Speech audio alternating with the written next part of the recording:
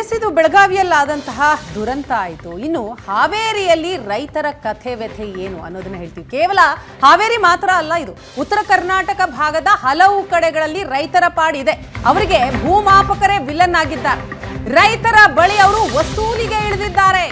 ವಸೂಲಿಗೆ ಇಳಿದಂತಹ ಅಧಿಕಾರಿಗಳು ರೈತರಿಗೆ ಒಂದು ಕಡೆ ಬ್ಯಾಂಕ್ ಅಧಿಕಾರಿಗಳ ಕಾಟ ಆದ್ರೆ ಮತ್ತೊಂದು ಕಡೆ ಈಗ ಭೂಮಾಪಕರ ಕಾಟ. ಸರ್ವೆ ಮಾಡಿಸ್ಬೇಕು ಅಂತಂದ್ರೆ ರೈತರು ಪಡಬಾರದ ಕಷ್ಟ ಪಡ್ತಾ ಇದ್ದಾರೆ. ಸರ್ವೆ ಮಾಡಿಸ್ಕೊಡೋದಕ್ಕೂ ಕೂಡ ಲಂಚ ಕೇಳ್ತಿದ್ದಾರಂತೆ ಭೂಮಾಪಕರು. ಖಾಸಗಿ ಅವರ ಜೊತೆ ಶಾಮೀಲಾಗಿ ಅಧಿಕಾರಿಗಳು ದಂಧೆಗಿಳಿದಿದ್ದಾರೆ. 1 ಎಕರೆ ಜಮೀನು ಸರ್ವೆಗೆ 15ರಿಂದ 20 ಸಾವಿರ ಕೇಳ್ತಿದ್ದಾರಂತೆ.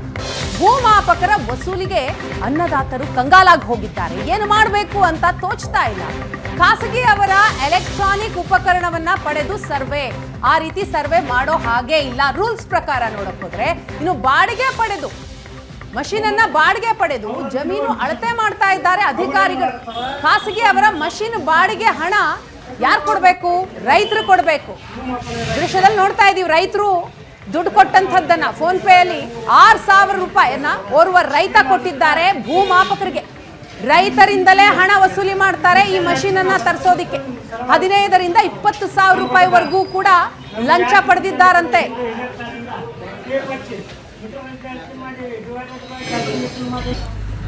ನಾಳೆ ಬೆಟ್ಟಲ್ಲಿ ಹೌದು ಸರ್. ಎಷ್ಟು ಕೊಡೋದು ಏನು ಪಾಪ ನೀವು ಇದಾದ್ರೆ ನಾವು ಇದು ಏನಿಲ್ಲ ಸರ್, ಅದ ಖರ್ಚು ಮಾಡಿದಾಗ ಕೆಲಸ ಇಲ್ಲ ಅಂತ ಅಷ್ಟೇ ಸರ್. ಅದ್ರ ಕೆಲಸ ಮತ್ತು ಹಿಂಗೆ ಅದಾವ್ರಿ, ಏನು ಮುಂದೆ ಆಗತ್ತೆ ಇದು ಅದಾವು ಎಲ್ಲ ಹಿಂಗೆ ಅದಾವೆ. ಮತ್ತು 3 ಬದ್ದು ಮಾಡಾಕತ್ತೀವಿ. ಅದನ್ನ ಮಾಡಾಕತ್ತೀವಿ ನನ್ನ ಆಕಾಶ. ಅದು ಎಷ್ಟು ಕೊಡೋದು ಹೇಳಿ ಸರ್? ಏನು ನೋಡ್ರಿ ಒಂದು 1500. ಹೌದು ಸರ್, ಆಯ್ತು ಸರ್. ಅವ್ನು ಕೇಳ್ತೇನೆ ಸರ್, ಇನ್ನು ಎಷ್ಟು ಉಳ್ದಾವ ಆಕೆ ಇಟ್ಕೊಂಬ ಅಂದಿದ್ದೆ ಒಂದು 10,000ನ. ಕೇಳ್ತೀನಿ. ಇದು 10-1500 ಅದಾವ ಅಂದ್ರೆ 1500 ಇಸ್ಕೊಂಬಂದ್ಬಿಡ್ತೀನಿ ಸರ್. ಇಲ್ಲಾಂದ್ರೆ ಬೇಕಾದ್ರೆ ಈಗ 1,000 ಕೊಟ್ಟೆ ಮುಂಜಾನೆ ಒಂದು 500. ನಾಳೆ ಬೆಟ್ಟಲ್ಲಿ ಹಾಂ ಹೌದು ಸರ್.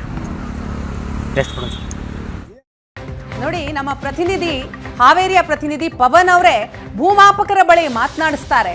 ರೈತರಿಗೆ ಏನು ಅನ್ಯಾಯ ಆಗ್ತಾ ಇದೆ ಅನ್ನೋದರ ರಿಯಾಲಿಟಿ ಚೆಕ್ ಅನ್ನ ಮಾಡಿರುವಂಥದ್ದು. ಎಷ್ಟು ಈಸಿಯಾಗಿ ಕೇಳ್ತಾರೆ. ಆಕ್ಚುಲ್ ಆಗಿ ಈ ರೀತಿ ಭೂಮಾಪನೆ ಮಾಡಬೇಕು ಅಂತಂದ್ರೆ ಪ್ಲೇನ್ ಟೇಬಲ್ ಅಥವಾ ಶಂಕು ಸರಪಳಿ ವಿಧಾನ ಬಳಸಬೇಕು. ಆದ್ರೆ ಇವರು ಎಲೆಕ್ಟ್ರಾನಿಕ್ ಮಷೀನ್ ಅನ್ನ ತೆಗೆದುಕೊಂಡು ಬರ್ತಾರೆ ಖಾಸಗಿ ಅವರಿಂದ. ಆ ದುಡ್ಡು ಬೇರೆ ರೈತರೇ ಕೊಡಬೇಕು. ಈಗಲಾದ್ರೂ ರೈತರು ಎಚ್ಚೆತ್ಕೊಳ್ಬೇಕು. ಅಧಿಕಾರಿಗಳು ಕೂಡ ಇತ್ತ ಗಮನ ಹರಿಸಬೇಕು.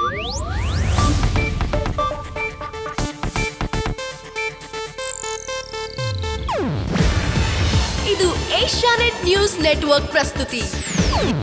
ನೀವು ನೋಡ್ತಿದ್ದೀರಾ ಏಷ್ಯಾನೆಟ್ ಸುವರ್ಣ ನ್ಯೂಸ್.